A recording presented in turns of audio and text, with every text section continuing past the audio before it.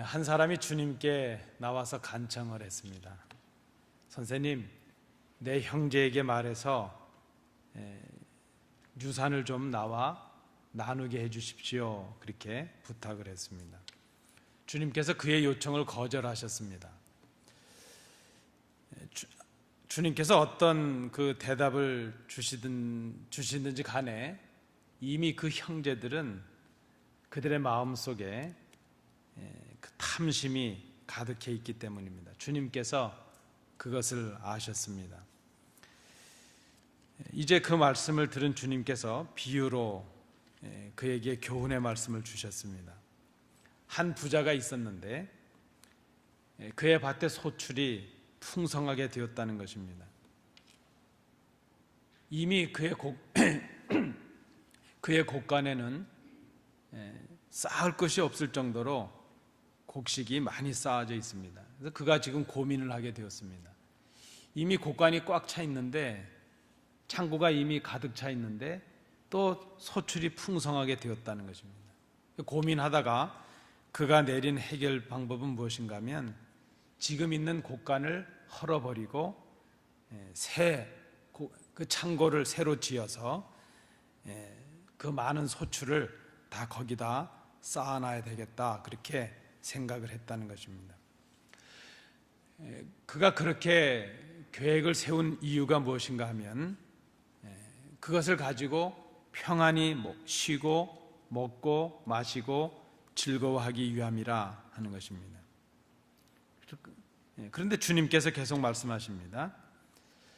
생명의 주인이신 하나님께서 그의 생명을 오늘 밤에 거두신다면 그의 모든 소유는 남의 차지가 될 것이라 하는 것입니다. 그래서 그는 참으로 어리석은 자라 하는 것이죠.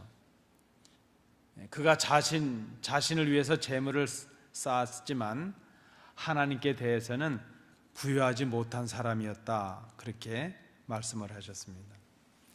유산을 나누는 문제로 형제가 다투고 탐심을 벌이고 있는 그가 바로 어리석은 부자와 같다, 그렇게 말씀하신 것으로 보여집니다. 오늘 우리가 다 읽진 않았지만 그 내용이 우리가 오늘 살피실 이 내용입니다. 13절부터 21절까지 이어지는 내용이 바로 그 내용이었습니다. 그런데 우리가 누가복음 12장 전체를 좀 보시면 이 이야기, 그리고 비유로 말씀하신 이 이야기 앞에 주님께서 바리새인들을 향해서 하신 말씀이 있었습니다. 바리새인들의 누룩을 조심하라는 것이죠. 바리새인들의 누룩이라는 것은 그들의 위선적인 거짓된 교훈을 말하는 것입니다. 그 바리새인들의 거짓 교훈에 대해서 경고하셨습니다.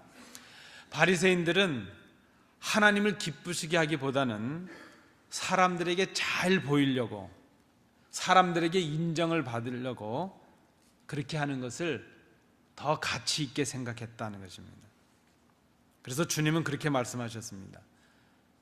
사람의 몸을 죽이는, 사람의 육체를 죽이는 세상의 가치, 세상의 권세보다도 몸을 죽이고도 지옥에 던져 넣을 수 있는 그런 권세를 가진 자를 더욱 두려워해야 된다, 그렇게 말씀을 하셨습니다. 그리고 오늘 이 비유의 말씀을 하셨고, 비유의 말씀을 주신 후에 주님께서 하나님께서 가장 귀하게 보시는 것이 무엇인가 하는 것을 말씀하십니다. 하나님께서 가장 가치 있게 보시는 것이 무엇인가, 그 내용이 21절 이하에 우리가 읽으셨던 그 31절까지 내용이 이어지고 있습니다. 그래서 오늘 이 말씀을 우리가 전체적으로 이해하기 위해서는 누가복음 12장 전체를 좀 한목에 한눈에 이해하는 것이 필요하다 보여집니다. 하나님께서 생각하시는 이 땅에서 가장 가치 있게 보시는 것이 무엇일까? 하나님께서는 그 무엇들보다도 믿음으로 자녀된 우리들을 가장 가치 있게 보신다는 것입니다. 근데 문제가 있는데 그것이 무엇인가 하면 하나님께서 가치 있게 보시는 것과 우리가 가치 있다고 생각하는 것에 차이가 있다는 것입니다. 오늘 34절을 다시 보시기 바랍니다. 34절은 이렇게 말씀합니다. 너희의 보물이 있는 곳에는 너희 마음도 있으리라.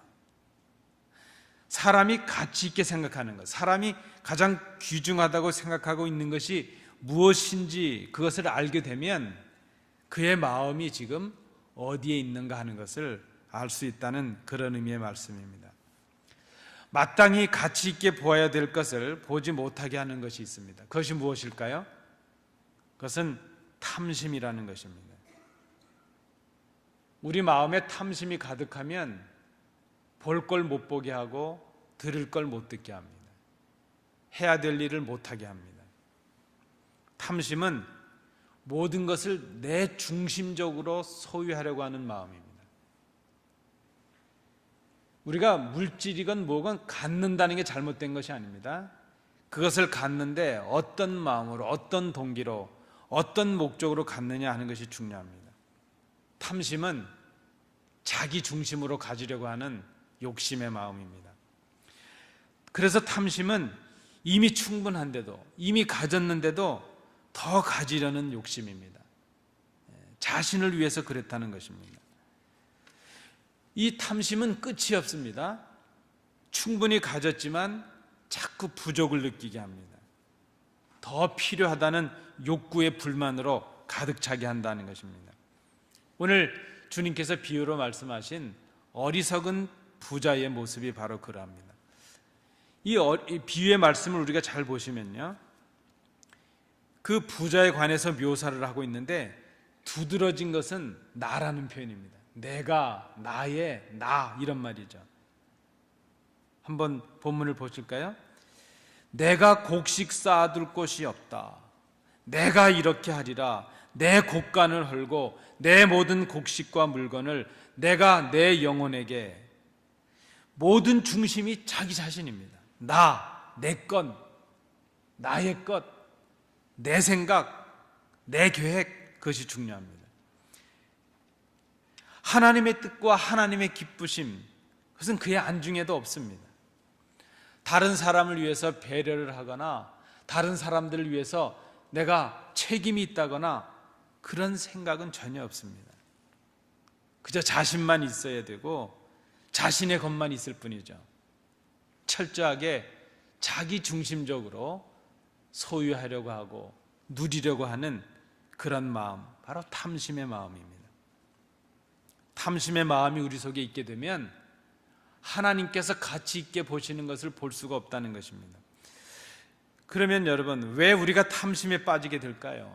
오늘 본문을 잘 보시면 몇 가지 이유가 있지만 가장 궁극적인 이유는 두려움 때문입니다. 아니, 왜 탐심이 두려움 때문에 올까요? 여러분 한번 잘 생각해 보시기 바랍니다. 어리석은 부자가 꿈이 있는데 그것이 무엇인가 하면 재물을 충분하게 쌓아놓고 걱정 없이 즐기는 것입니다. 평안히 쉬고 먹고 마시고 즐거워하는 것입니다. 사실 이것은 대부분의 사람들이, 어쩌면 우리 모두가 꿈꾸는 것이라 할 수 있습니다. 어떤 분이 그렇게 얘기합니다. 나는 소박한 꿈이 있는데 그렇게 욕심이 많지 않아. 가고 싶은 데 있을 때 그저 가고 싶을 때 가고, 먹고 싶은 것 먹고 싶을 때 먹고, 남들이 타는 거 정도 타고, 남들이 사는 집 정도에 살고, 남들이 자식들에게 주는 것처럼 자식들에게 줄 수 있는 정도, 내 꿈이 참 소박하지, 그렇게 말합니다. 근데 여러분, 그 정도 꿈은 소박한 꿈이 이미 아니죠. 이러한 삶을 사는 것이 가치 있는 일이다, 그렇게 생각을 한다는 것입니다. 그렇게 생각하니까 지금 가진 것으로는 부족합니다. 좀 더 편안해야 되고, 좀 더 즐겨야 되고, 좀 더 누려야 된다고 생각하니까 지금 가진 것이 부족하죠. 그리고 지금 가진 것이 사라질까 봐 두려움이 있습니다. 그래서 뭔가 지켜야 되고 더 가져야 된다는 강박관념, 그 탐심 욕심이 바로 걱정이 되고 염려가 되고 두려움이 된다는 것입니다. 여러분, 그런 말이 있지 않습니까? 집이 막 불이 나는데 거지 아버지가 아들을 데려가면서 너는 아버지 잘 만난 줄 알아. 아버지가 집이 없어서 저런 걱정도 없잖아. 그랬다는 겁니다. 여러분, 어떤 때는요, 가지고 있기 때문에 두려움이 생깁니다. 사실 지킨다는 게 더 큰 일이죠. 없어서 뭔가를 꿈꾸고 그것을 얻기 위해 노력하는 것보다 가지고 있어서 그것을 지키는 건 훨씬 더 어렵습니다. 그런데 우리가 나만을 위해서, 내 욕심만을 위해서 뭔가를 가지려고 하고 지키려고 하고 무엇인가를 더 가지려고 그렇게 하게 되면 그 욕심이 자라서 두려움이 된다는 것입니다. 이 두려움이 어디에서 오는 것입니까? 눈에 보이는 우리의 소유가 우리를 지켜줄 수 있을 것이라는 잘못된 가치, 잘못된 생각에서 옵니다. 주님께서도 말씀하셨지만 우리의 생명이 소유에서 있는 것이 아니라는 것이죠. 우리의 생명이 가진 것에서 있는 것이 아닙니다. 그 두려움은 어디에서 오는가 하면 우리의 생명과 모든 것의 주인이신 하나님을 믿지 못하는 불신앙에서 온다는 것입니다. 여러분, 우리가 좀 정직하게 고백해야 됩니다. 왜 염려합니까? 왜 불안해합니까? 왜 두려움에 떨고 있습니까? 믿지 못하기 때문입니다. 믿지 못하면 그것이 두려움이 될 수밖에 없습니다. 오늘 주님께서 말씀하십니다. 32절입니다. 적은 무리여 무서워 말라. 너희 아버지께서 그 나라를 너희에게 주시기를 기뻐하시느니라. 바리새파 사람들에게 진정한 가치와 권세가 무엇인가를 말씀하셨습니다. 그리고 물질의 탐심으로 참 생명의 주인을 알아보지 못하는 그 어리석은 사람에 대해서 부자의 비유로 말씀을 주셨습니다. 그리고 결론적으로 31절에서 말씀하십니다. 모든 가치와 모든 탐심의 근원이 두려움이라는 것입니다. 그런데 그 두려움은 주님을 믿지 못하는 불신앙에서 온다 하는 것이죠.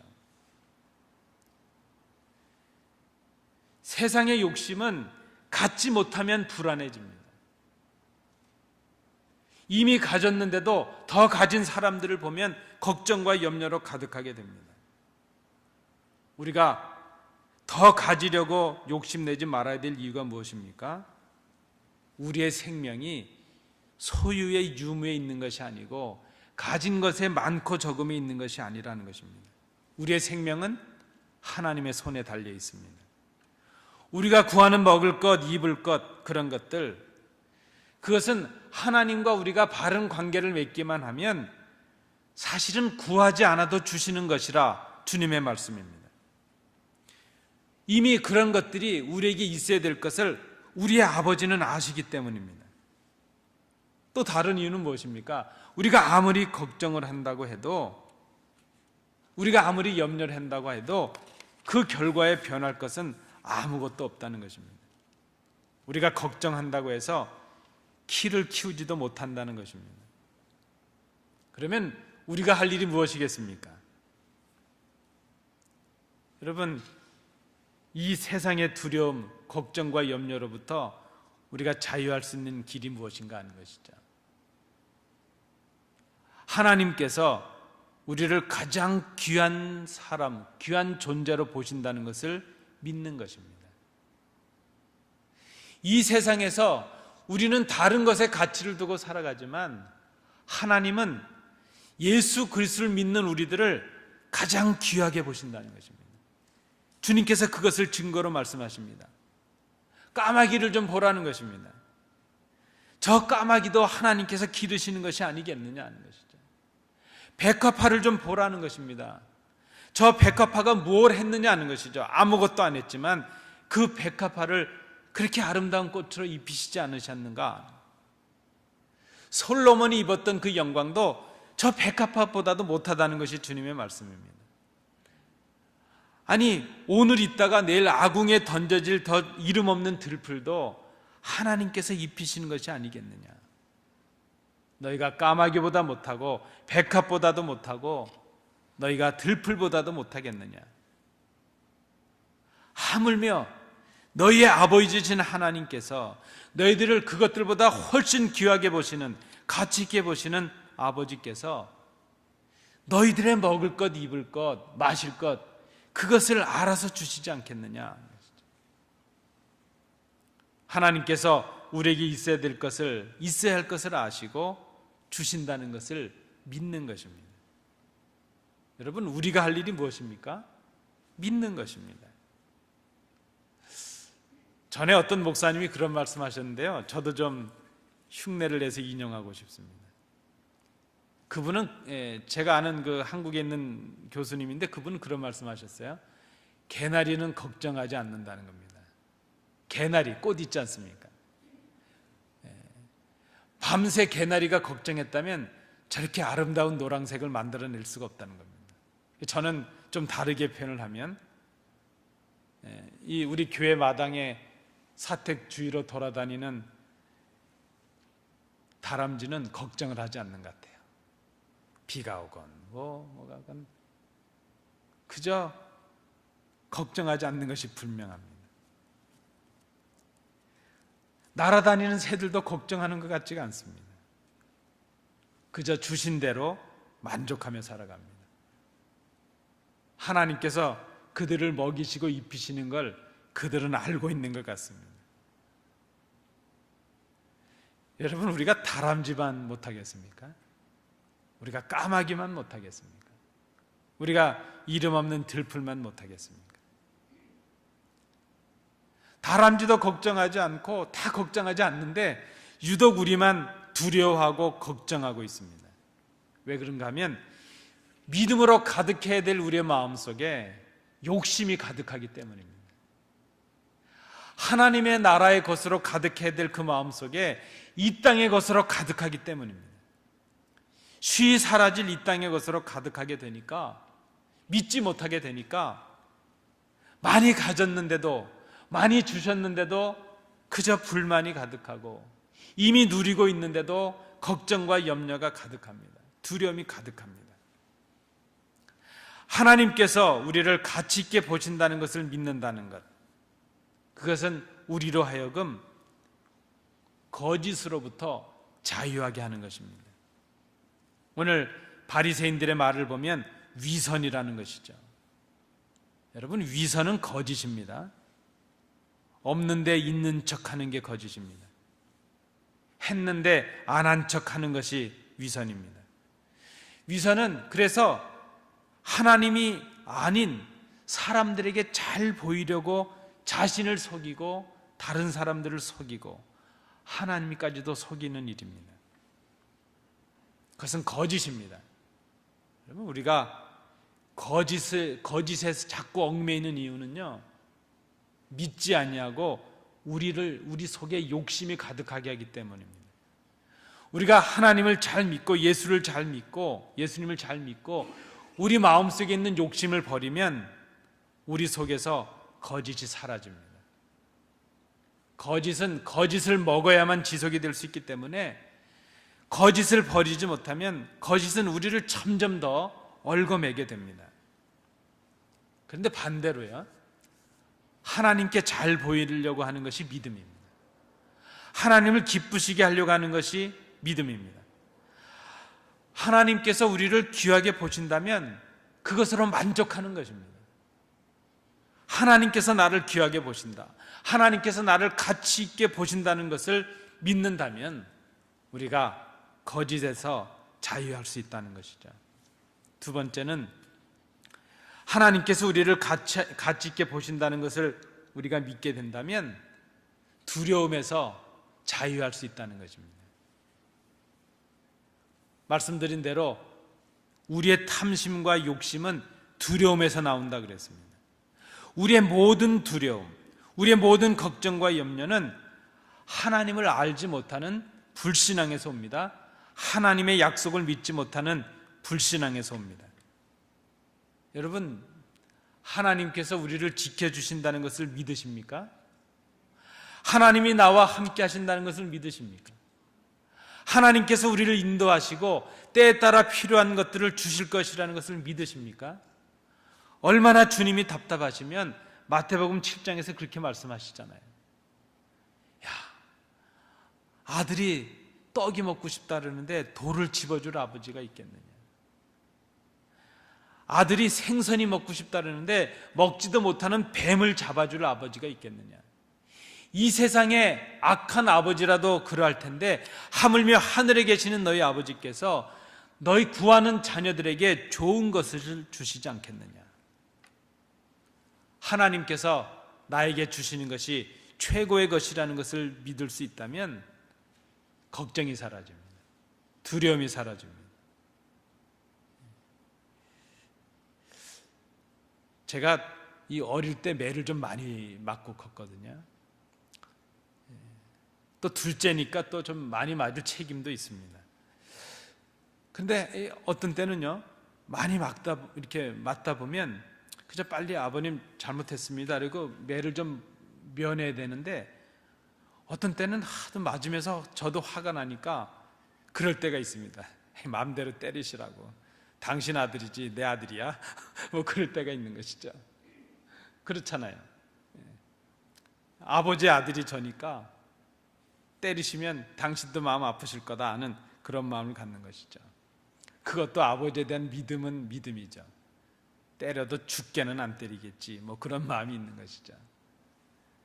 여러분, 하나님께서 우리를 인도하신다면 때로는 고난에 두실 때도 있고 때로는 역경 속에 두실 때도 있습니다. 그러나 하나님께서 나에게 지금 가장 귀한 것을 주신다는 믿음이 우리에게 있어야 됩니다. 하나님께서 나를 지켜주시고 지금 나와 동행하신다는 믿음이 우리에게 있어야 됩니다. 그러면 우리가 두려움에서 자유할 수 있다는 것입니다. 우리가 두려워하는 이유는 믿지 못하기 때문입니다. 세 번째, 하나님께서 우리를 가치 있게 보신다는 것을 믿는다는 것은 우리를 욕심에서 자유하게 할 수 있습니다. 하나님께서 우리와 함께 하시고 우리를 지키시고 우리를 인도하신다는 것을 믿을 수 있다면 그때 우리는 만족함이 있습니다. 여러분, 우리가 감사가 사라진 사람들인지 모릅니다. 우리는 참 감사를 잘 못하죠. 감사가 없는 이유는 만족함이 없기 때문이죠. 뭔가 받았는데 더 받아야 된다고 생각하기 때문이죠. 우리가 하나님과 올바른 관계를 맺게 되면 하나님께서는 우리에게 필요한 것을 주신다는 것입니다. 그것을 믿으면 많이 가져야 행복할 것이라는 세상의 욕심으로부터, 그 끝없는 욕심으로부터 우리가 자유할 수 있다는 것입니다. 오늘 성경은, 주님은 이렇게 말씀하십니다. 우리에게 좋은 것을 주시는 하나님, 우리를 가장 귀하게 보시는 하나님을 믿는 것이 무엇이냐? 그의 나라와 그의 의를 구하는 것이다 말씀하십니다. 그것은 우리의 삶 속에서 구체적으로 하나님께서 기뻐하실 뜻을 구하고 그 뜻에 순종하는 삶을 말합니다. 그것은 하나님과 올바른 관계를 맺는 것입니다. 하나님과 올바른 관계를 맺어서 하나님을 아버지로 고백하고 한 아버지를 아버지로 고백하는 우리 서로가 형제로 서로를 고백할 수 있는 것입니다. 그것이 바로 그 나라와 그의 의를 구하는 것입니다.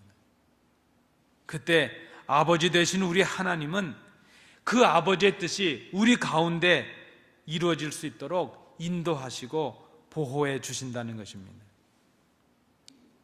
바로 그것이 모든 두려움과 걱정과 염려, 우리의 이 욕심, 우리의 거짓으로부터 우리를 자유하게 하는 길이 될 수 있다는 것입니다.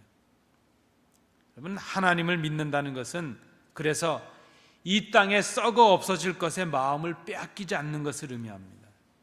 오늘 본문에 어리석은 그 부자처럼 땅의 창고에 쌓는 것이 아니라 우리에게 주신 물질과 은사와 시간을 하나님께서 기뻐하시는 일을 위해서 선용하는 것입니다.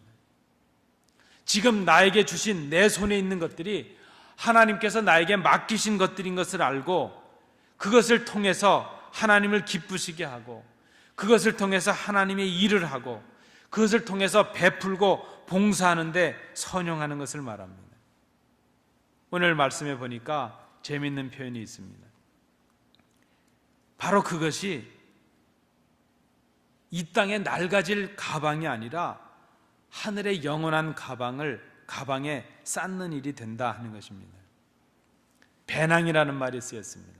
33절에 보시면 너희 소유를 팔아 구제하여 낡아지지 아니하는 배낭을 만들라 그랬습니다. 공동 번역에 보니까 돈지갑이라 그랬습니다. 우리는 자꾸 이 땅의 가방에 무엇을 쌓고 그것이 우리를 행복하게 할 것이라 생각을 합니다. 그런데 우리가 돈지갑을 마련한다면, 우리가 배낭을 만든다면 그것은 이 땅이 아니라 하나님의 나라, 하늘의 영원한 가방을 만들고 그곳에 우리의 보물을 쌓는 일이라는 것입니다. 우리가 쌓아야 될 그 보물은 믿음으로 하는 일입니다. 믿음으로 하나님을 기쁘시게 하는 일, 믿음으로 베푸는 일, 우리에게 주신 은사와 물질을 선용하는 일, 이런 것들이 바로 하나님의 자녀들로서 하나님의 나라의 백성답게 살아야 될 모습이라는 것입니다. 사랑하는 성도 여러분, 이 땅에 썩어질 것에 너무 마음을 빼앗기지 마십시오. 이 땅에 썩어질 것들에 우리의 마음을 빼앗기게 되면 우리는 걱정과 염려 속에 살아갑니다. 그러나 하나님의 나라에 우리의 가방을 만들고 우리의 배낭을 만들고 그 속에 우리의 보물을 쌓게 되면 우리는 거짓으로부터, 욕심으로부터, 두려움으로부터 자유할 수 있는 사람들이 될 수 있다는 것입니다. 그것이 우리에게 주시는 하나님의 복입니다. 하늘의 보화를 쌓으시는 우리 성도들 되시기 바랍니다. 기도하겠습니다. 이 시간 우리 주신 말씀 생각하시면서 두 가지 기도 제목으로 나눕니다. 하나님, 하늘의 보화를 쌓는 저희들이 되게 하옵소서. 걱정하고 두려워하는 저희들에게 믿음을 더욱더 주옵소서. 이 제목으로 우리 합심해서 기도하시겠습니다.